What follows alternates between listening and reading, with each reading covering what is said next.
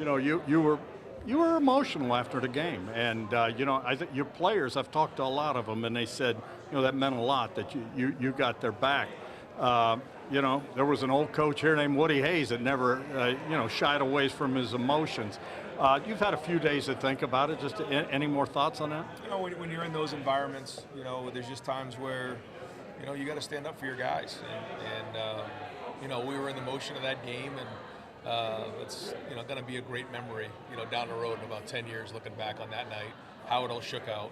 And I got to tell you, the response from Buckeye Nation and the people around Columbus, everybody at Ohio State has been over the top. Just really excited just about how our team played and how much passion we showed after the game. I got to ask you, did you see Lou's response, and have you talked to him at all? No, we moved on from Notre Dame. We got bigger fish to fry now. That was all talked about leading into the game, and now that game's over with. Ohio State won.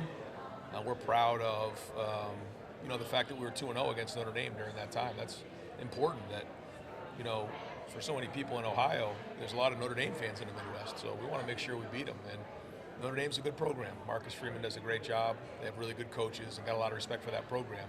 But to go 2-0 the last 2 years and win like that is great, but that's behind us. So now we're all looking forward. Coach is always looking for an edge.